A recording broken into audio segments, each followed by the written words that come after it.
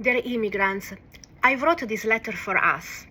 We come from different backgrounds, race, gender, ethnicity, social classes, privilege, etc. Some of us still call ourselves immigrants even after naturalization.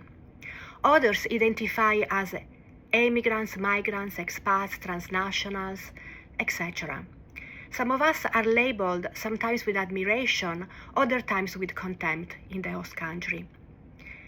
Yet, despite of our differences, we share something profound: resilience, the strength to live, rebuild, and adapt in a world that is not always welcoming, and often we transform it for the better. Science tells us that the first-generation immigrants are often healthier than the local population. But over time, we assimilate, we begin to carry the same burdens, physical, emotional, and societal, of the local population. Immigration is not only about survival. It's about the way we carry our histories, hopes, and dreams, and how we carve out a place in a system that does not always recognize our contributions, yet depends on them.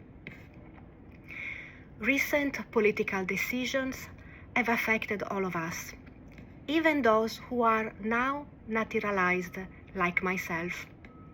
I am safe. I do not fear deportation. But I know the weight of uncertainty, helplessness, the fear of being uprooted, the anxiety of waiting for a decision that determines our future. And I carry something else: gratitude, yes, but also anger, shame, and guilt. Because while I found stability, many others are struggling. Families are being separated. Hardworking people now hesitate before stepping into the subway. Children are afraid of going to school and skipping school. I cannot fully imagine their pain, but I feel for them and I feel with them. Hardworking, undocumented individuals have paid taxes, sacrificing their well-being and working themselves to the bone. They contributed under the understanding, putting down their name, that IRS and INS would be always separate. These people, despite paying into the system, will never receive Social Security benefits for the taxes they paid. As Carla Cornejo Villavicencio so beautifully wrote in her book, The Undocumented Americans, many do not need to be deported. They will be forced to leave the place where they worked for so many years, to return home in their old age, worn down by years of low-paid work and hard labor, without financial stability or support. But let's not forget, immigrants prepare our meals,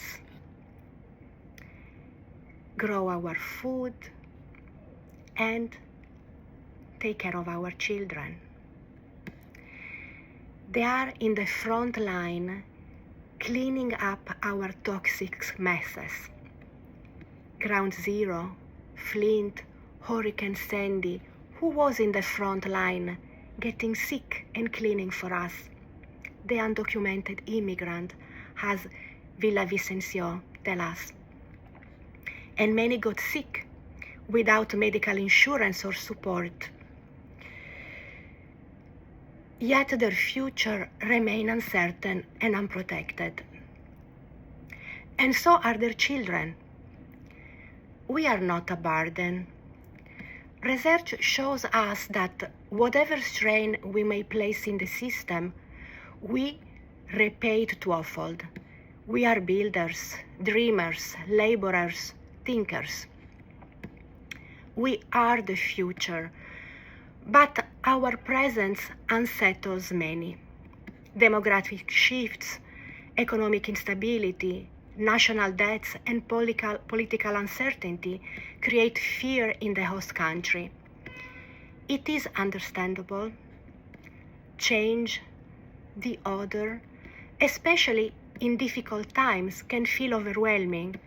People often think in black and white, disconnect their heart from the reason, and sometimes even hoard.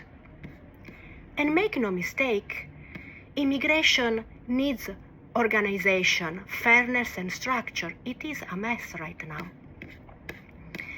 But we must also recognize our own power, because we are many. If we support one another, we mentor each other beyond our differences and political affiliations, we can be an unstoppable global force. Migrants can be seen as a liability or a strength. With the support of wise global leaders, we can decide what to be. For now, what I can offer you is just a space to breathe, to ground yourself, to remember who you are and how much you have already overcome, to reach a state of wisdom and creativity from which you can make wise decisions. I will create a meditation and it will be ready in a week or so. And if you need any specific meditation, don't hesitate to contact me. From my heart to your heart, be well.